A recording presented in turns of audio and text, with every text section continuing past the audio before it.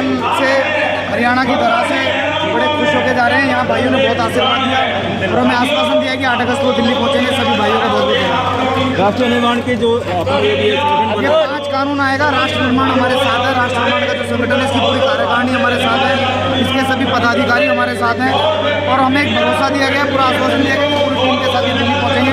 राष्ट्र निर्माण की जितनी भी टीमों को हमारा बहुत बहुत साधुवाद है, बहुत बहुत धन्यवाद। कितने प्रदेशों में ये संगठन बनाया गया है? ये जो आंदोलन हो रहा है, सेव इंडिया फाउंडेशन कर रही है, राष्ट्र निर्माण बहुत बहुत धन्यवाद है, बहुत बहुत साधुवाद। जंतर मंतर पे आप जो 8 अगस्त को सेव इंडिया फाउंडेशन किन समुदाय को आप आमंत्रित कर रहे हैं? समुदाय है, ये तो देश के हर घर का आंदोलन है, देश के हर घर से लोग लोग आएंगे, हिंदू जाति नहीं जी, देश के हर घर का आंदोलन है, जातियों का आंदोलन नहीं है, देश के हर घर का आंदोलन है। तो इस तरह से आपने देखा कि जो राष्ट्रीय निर्माण संगठन था, उनके जो स्वामी जी थे, उन्होंने 8 अगस्त को जंतर मंतर पर आने का निमंत्रण सभी को दिया है। आपको बता दें कि एक देश, एक नियम, एक कानून बने, उसके ऊपर अनेक, एक शिक्षा, एक कानून, ये बहुत सारे मुद्दों को लेकर के आज ये यहाँ पर एक बहुत सारा बड़ा सेमिनार यहाँ पे किया गया था, बड़ा गांव करनाल के अंदर। उसमें एक ही मैसेज दिया गया था कि हमारे देश के अंदर तरह तरह के जो संविधान बने, तरह तरह के जो कानून बने हैं और तरह तरह के नियम बने हैं, उनके ऊपर जो अखंडता जो पैदा हो रही है, उसको संगठित करने के लिए जो हिंदू निर्माण का जो कार्यक्रम चला हुआ है, वो आपने यहाँ पे देखा। आइए अभी हम किसी और भी वक्ता से बात कराएंगे, क्योंकि इसमें साधु संत भी आए हैं, उनसे भी हम बात करेंगे। हमारे साथ जुड़े हैं स्वामी जी, और आज इस कार्यक्रम के जो राष्ट्रीय निर्माण संगठन की जो बनाया गया है, उसके ऊपर एक स्वामी जी भी यहाँ पे बता रहे हैं। जानना चाहेंगे कुछ स्वामी जी, आज के बारे में, आज कार्यक्रम आपने रखा है, इसके बारे में क्या कहना चाहिए? जी, मेरा नाम यति सत्यदेवानंद सरस्वती है और हम अखिल भारतीय राष्ट्रीय संघ परिषद के, मैं हिमाचल प्रदेश, पंजाब और हिमाचल का प्रभारी हूँ। हमारे गुरु यति नरसिंहानंद सरस्वती महाराज शिव शक्ति धाम डासना गाजियाबाद से हैं, जो इस हमारे राष्ट्रीय जो संगठन है हमारा, उसके संयोजक हैं।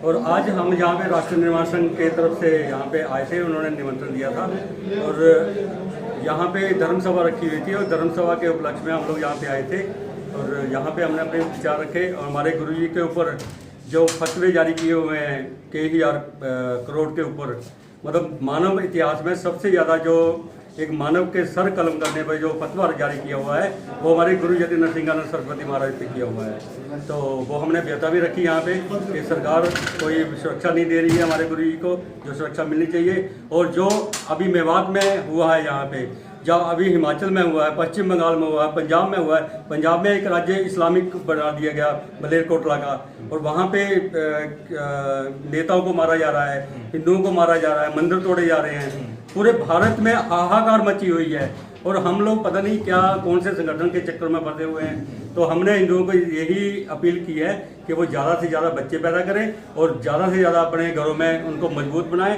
लड़ने के लिए तैयार करें, ताकि ये जो इस्लामिक आक्रांता है इनसे मुकाबला किया जाए, अपने बच्चों की सुरक्षा की जाए और अपने देश और सनातन को बचाया जाए। स्वामी जी, हिंदू की जो हमारा जो भाजपा है, भाजपा भगवान के नाम से ही भाजपा जो तकरीबन जितने भी नेता वो बने हैं, हम आज बात कर रहे हैं कि हम अपने ही देश में सुरक्षित नहीं है और आप अपने ही गुरु के बारे में कह रहे हैं कि आप तरह तरह के राज्यों के अंदर भी ये दलीलें दे रहे हैं कि वहाँ पे हम सुरक्षित नहीं है। तो आपको क्या लगता है कि आने वाली सरकार आपको सुरक्षा दे पाएगी?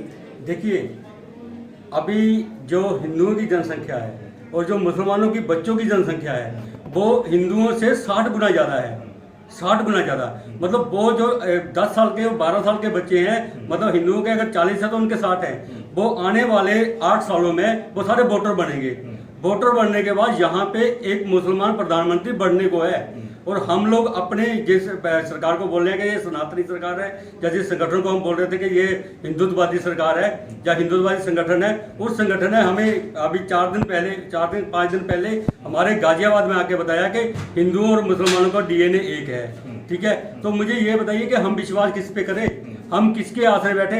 हर जगह पे हमारे लोग मारे जा रहे हैं, हमारे मंदिर तोड़े जा रहे हैं, हमारी बच्चियों को उसके साथ बलात्कार किया जा रहा है। तो हम कैसे कह दें कि हम लोग सुरक्षित हैं इस राष्ट्रवादी और हिंदुत्ववादी सरकार में? तो इसका मतलब कोई नेतृत्व में कमी है, क्योंकि अगर उत्तर प्रदेश की बात करें तो वो योगी हैं, वो भी एक संत हैं। अगर उधर हम केंद्र की बात करें तो पूरे राष्ट्र के ऊपर जो मोदी हैं वो भी प्रधानमंत्री हैं, वो भी भगवान की बात करते हैं। तो कहीं ना कहीं हमारे नीति निर्माण में कमी है। नहीं, इसमें नीति निर्माण की बात नहीं करेंगे, इसमें हम लोगों की ही कमजोरी है, क्योंकि हमारे घरों में वोट कम हो गई है, बच्चे कम हो गए हैं, हमने बच्चे पैदा करने बंद कर दिए हैं, जिसके कारण हम लोग संख्या बल से कमजोर हो गए हैं और इसलिए हमारी कोई भी सरकार हमारी बात नहीं सुन रही है। जी, आज वकील साहब आए थे, सुनील उपाध्याय जी आए थे, उन्होंने बड़े कानून की बात करी है, एक नीति है, एक शिक्षा है, एक कानून बनना चाहिए। तो उसी के अंतर यदि हम बात करें तो जनसंख्या को लेकर के तो हमारे ऊपर तो प्रतिबंध लगा दिए गए हैं। हिंदू एक दो बच्चे पैदा कर सकता है, तो मुसलमानों के ऊपर 15-15, 20-20 बच्चे पैदा हो रहे हैं। तो सरकार ये कब जागेगी, कब ये नियम बनाएगी और कौन नियम बनाएगा? देखिए मतलब ना ही तो किसी सरकार ने हम पे नियम बनाया हुआ है, उसने जो नियम जहाँ जिस स्टेट में अगर कोई कानून बना भी है तो वो सबके लिए है, लेकिन हमारे हिंदुओं का लालच, हमारे हिंदुओं का कमीनापन, हमारे हिंदुओं की अकर्मण्यता के अगर हम 3 बच्चे पैदा करेंगे हमें टिकट नहीं मिलेगी, अगर हम 3 बच्चे पैदा करेंगे हमें राशन नहीं मिलेगा। अरे वो 10-10, 15-15 बच्चे पैदा करके सारे रोजगारों पे कब्जा कर बैठे हैं, और आप लोग सरकारी नौकरी के चक्कर में या सरकारी व्यवस्था के चक्कर में अपने घरों को खाली किए जा रहे हो।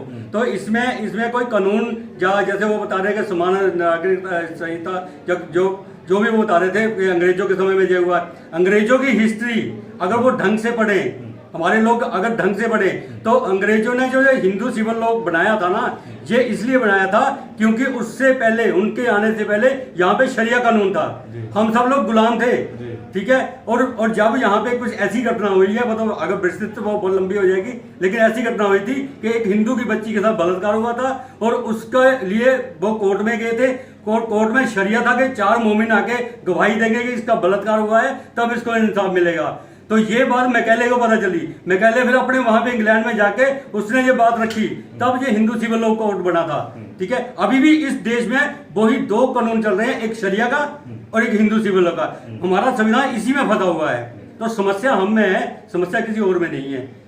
Thank you Swami ji. स्वामी जी ने बड़े ही कटाक्ष शब्दों में और बिल्कुल आपको आगाह कर दिया गया, क्योंकि इस समय जो स्थिति बन रही है देश में, इस स्थिति जो हम झेल रहे हैं, नियमों के ऊपर, कानून के ऊपर, आपस में हिंदूवाद के ऊपर या अलग अलग समाजों के ऊपर, अलग अलग धर्मों के ऊपर जो हम आज ये विवाद झेल रहे हैं, ये कहीं ना कहीं नीति के कमी को दर्शाता है, यानी हमारी व्यवस्था को दर्शाता है।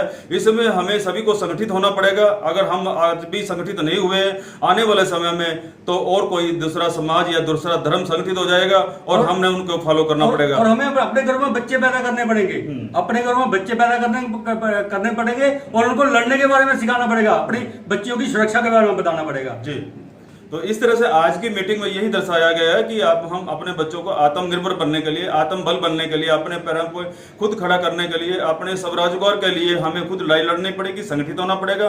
इसी मुद्दे के लिए आज ये बहुत एक विचित्र तरह का जो संगठित यहाँ पे एक सेमिनार रखा गया था युवाओं को, और आने वाले 8 अगस्त को इसी मुद्दे के ऊपर दिल्ली के अंदर जंतर मंतर पर यह प्रदर्शन होगा, जहाँ पर तमाम हिंदू